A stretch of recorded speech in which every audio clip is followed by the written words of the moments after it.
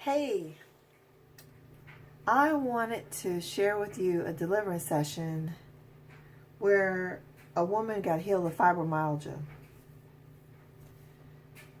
arthritis, stiffness, pain. She got a lot of healing through this deliverance session. You know, healing and deliverance go together. When Jesus cast out demons, people got healed. When people got healed, Jesus was casting out demons. I don't know why people are scared to get ugly. That's what it is. When they hear the word demons, they think, "Ooh, they're gonna make me act weird, and I'm gonna be doing and saying crazy things." And instead of exposing these demons and looking like a fool for 5 seconds, I'd rather suffer for the rest of my life. That's what you're saying when you don't want to get delivered. Am I correct? You just feel ashamed. Well, this woman, I don't know if you know how it feels to have fibromyalgia. I don't. But from what I understand, it's just chronic, constant pain. Who can live like that? I mean, wouldn't you want to do something about that? Well, fibromyalgia it results from demons. I don't know any other cute word to put it. I mean, there's no cute word for it. Demons cause disease, they cause sickness and all that stuff. So this woman, I only wrote down a couple of pages of notes. This was a couple of years ago. These deliverance sessions were pretty overwhelming, and I just had to park it and put this book away for a couple of years. And yeah, move on with my life. So anyway, I've talked enough. So this woman was dealing with 10 generations of witchcraft. There was blood sacrifice in her ancestry.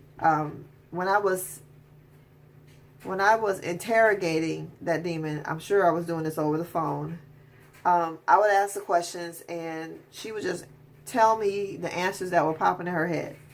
And when you go through my program, Fight Witchcraft and Win, I'm going to be doing the same thing. And you might get crazy answers like this because there's murder in everybody's ancestry, okay? In some way, shape, or form. Somebody kills somebody on purpose. On purpose. All right. So there was blood sacrifice. Usually blood sacrifice shows up. In her case, it was an animal that was killed in 1742. I just write down the answers. I don't make this stuff up. They tell me this stuff when I'm talking to them. Okay, so in 1742, in the U.S., somebody did a blood sacrifice. It brought in a spirit of abandonment. This woman saw an ancestor coming through a voyage from Germany to the U.S. People died on this voyage. The ship came to the shores of Pennsylvania. And people died like from rat poisoning or rat bites or whatever. It was a traumatic voyage. And do you know trauma can be passed down from generation to generation? So this person's ancestor was on this traumatic voyage, and this trauma was passed down from generation to generation. And it brought an abandonment. I don't know who died, but a relative must have died and abandoned somebody. Abandonment doesn't mean somebody just ran off and left you all the time. Abandonment can mean that your mother died, or your father died, or somebody that you depended on died. That can bring in a spirit of abandonment, which brings in loss, fear, trauma, terror, and it caused her to spend a lot of money. It had no legal right to be there. Guess what? It had no legal right. Okay? Trauma is something that happens to you. It's not something that you do. It's something that's done. Something is done to you that causes trauma. Okay, and unless you don't forgive the person, It won't have a legal right to stay, but it won't leave until you tell it to go. So she had eight generations of Jezebel, which brought in lust, murder, deceit, poor self-image, gluttony, suicide, witchcraft, obesity, and low self-esteem. Yes, Jezebel always distorts your self-image, and sometimes through making you overeat. Okay? Every time you pass a mirror, you look at your butt. Woo, Jezebel! I set you on fire, Jezebel. Yeah, Jezebel. Okay? Jezebel brings in low self-esteem. Well, this is everything that she named that came in through Jezebel. Jezebel brought in witchcraft, which controlled this woman's children through rebellion. It kept her husband away from the family through his job. He wasn't a deadbeat dad. He wasn't a negligent husband. But I believe he had a trucking job. This spirit set him up with a trucking job that caused him to always be away from home. Go figure, right? So, there was some shame, there was some pain, there was obesity, there was Native American witchcraft. Yeah, go figure. And then she had 2 generations of greed. Greed was the thief because it put things in front of her eyes and caused her to desire them, and she would buy it.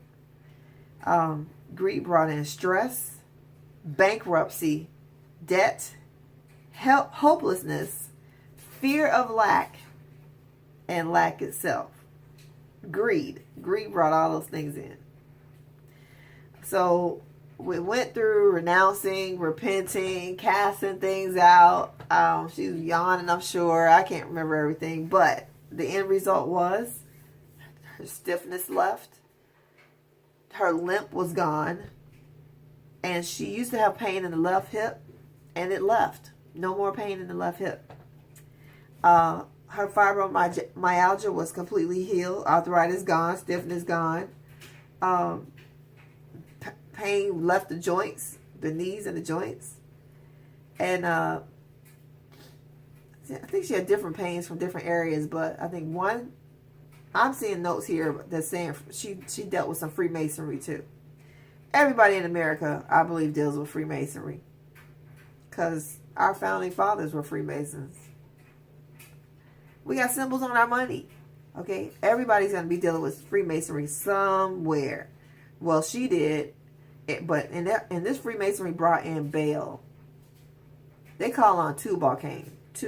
King Tut, Baal, which is Baal, and Cain.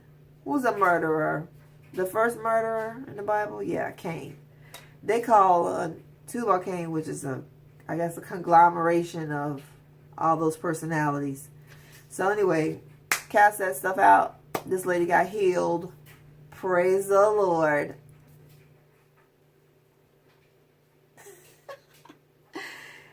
If you are experiencing pain in your body, you may have gone through some trauma. Most likely. I would say fibromyalgia is always, there's always trauma involved.